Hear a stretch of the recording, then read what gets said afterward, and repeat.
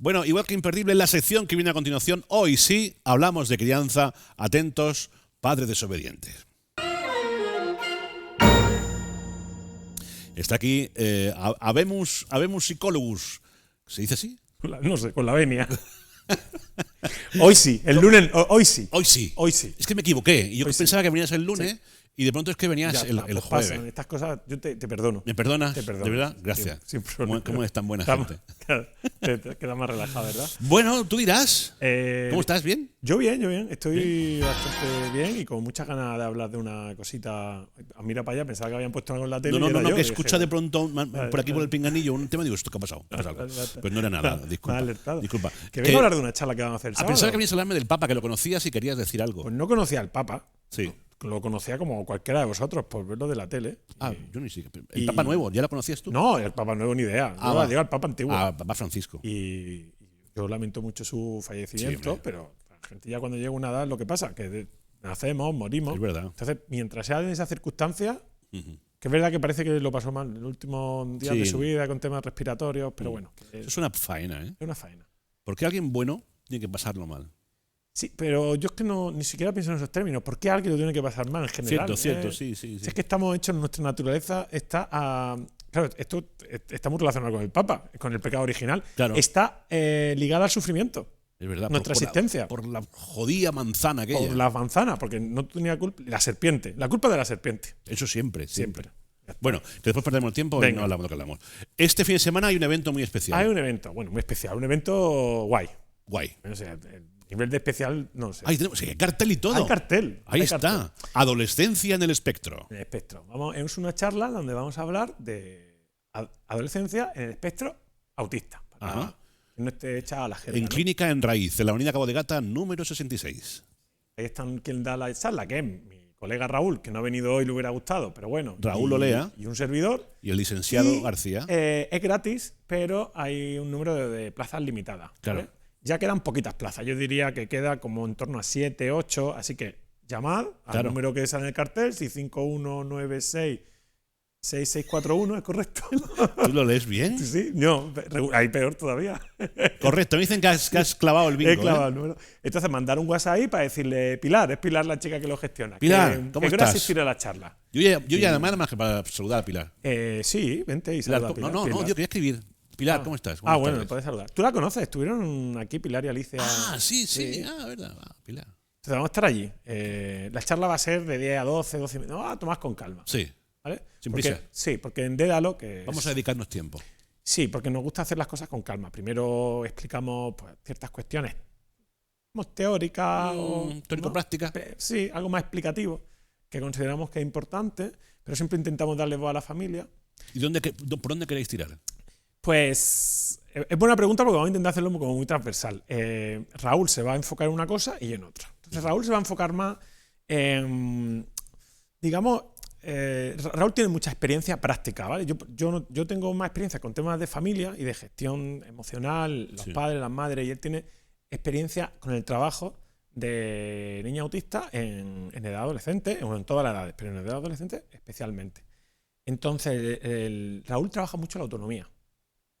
Muchísimo la autonomía en temas de orientación, de moverse por la ciudad, de trabajar con las nuevas tecnologías, del aseo. Trabaja mucho con temas de autonomía. Entonces, es verdad que el autismo es una realidad multifactorial.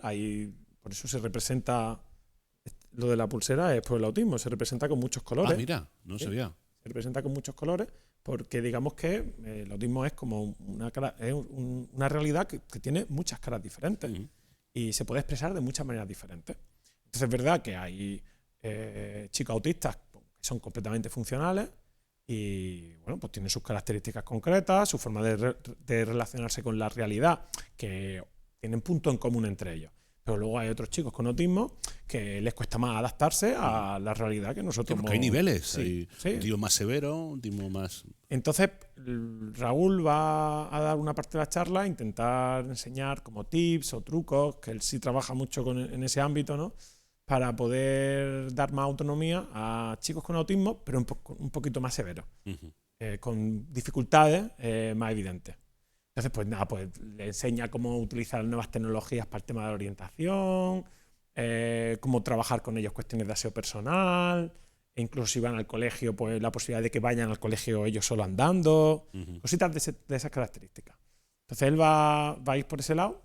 Y luego yo voy más por el lado, bueno, aparte de que va a explicar otras cuestiones más genéricas, como los retos típicos de la adolescencia, con chicos autistas que, digamos, qué cosas cobran mayor importancia porque interaccionan a ambos mundos, ¿no? El mundo de la adolescencia y el mundo del autismo. Y bueno, él va a hablar de todo eso. Y luego yo voy a hacer más referencia al tema familiar, a cómo los padres y las madres sienten toda esa realidad y les puede afectar emocionalmente. Yo creo que esa es una parte importante y que muchas veces se descuida. Nos centramos en la persona con autismo, con el chico, la chica, el niño, la niña, pero la familia también padece el autismo.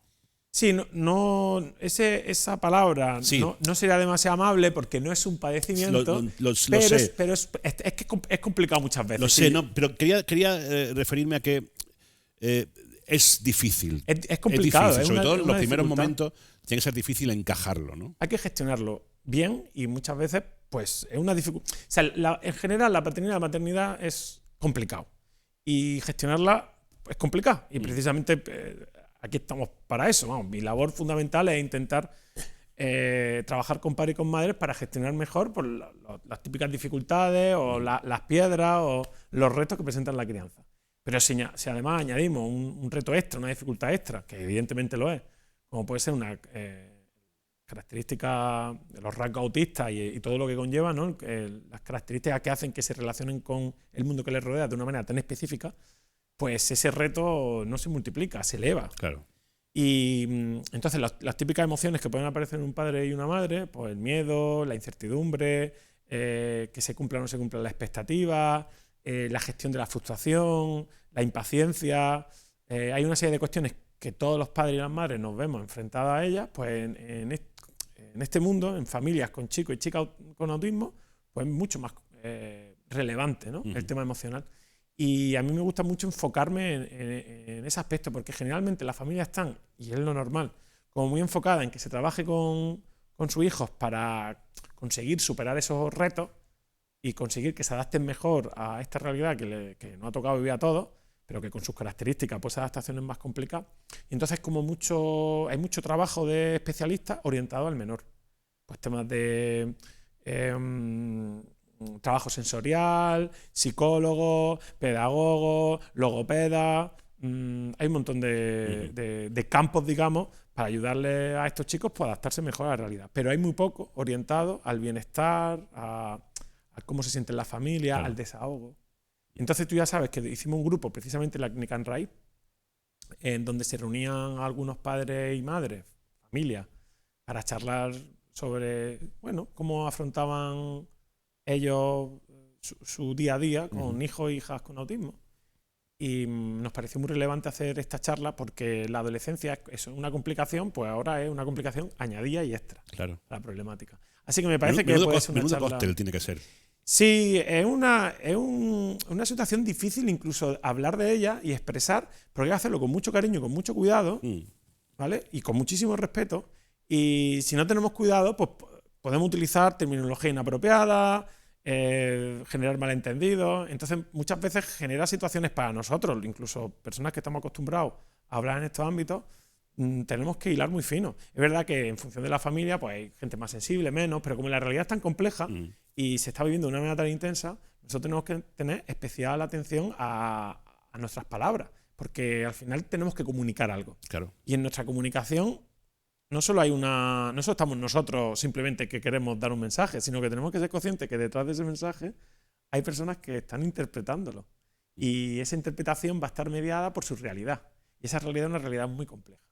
Pues tener en cuenta todo esto para que el mensaje se entienda tal y como lo quieres expresar, en fin, es un trabajillo interesante. Fíjate que esas charlas serían muy interesantes también para familias en las que no exista ningún caso de autismo, para que el resto de familias, esas familias podamos entender esa realidad, ¿no? Y podamos entender que no estamos hablando en ningún momento de una enfermedad, cómo es el día a día, cómo nos podemos relacionar con una persona con autismo. En fin, todo eso sería muy interesante. Sí, lo hemos hablado muchas veces, ¿eh? Y en cierto modo se intenta trabajar, sobre todo en el ámbito educativo.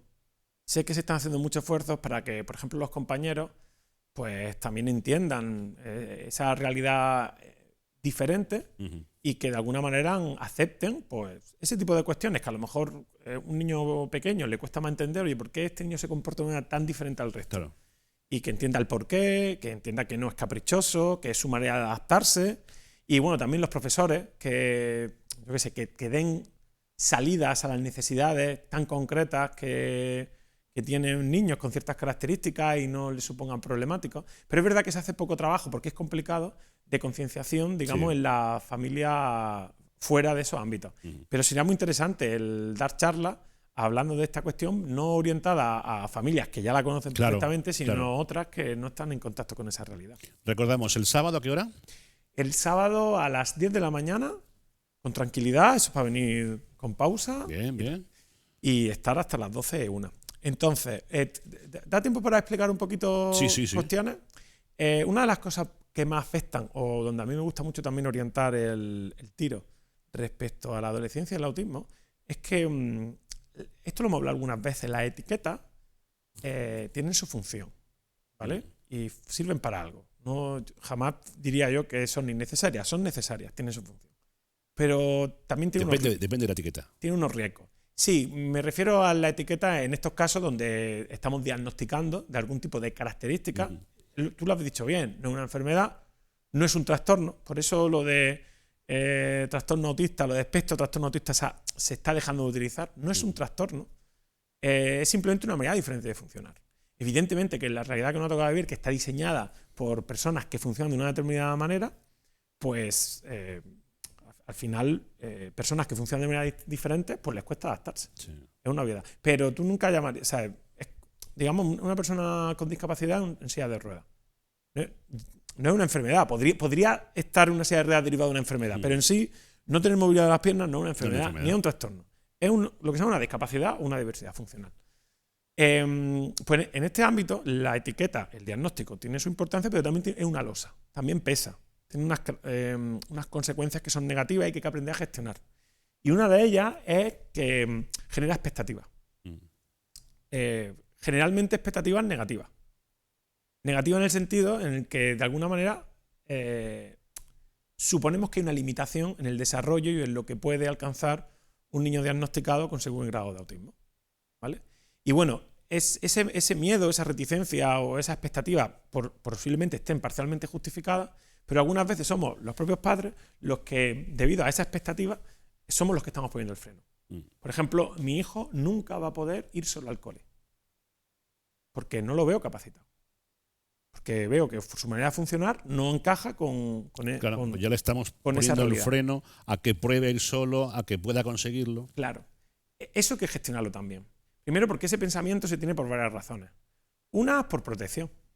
¿Vale? De alguna manera, cuando nosotros empezamos a aceptar las características de nuestro hijo con autismo y todo lo que implica, es un trabajazo.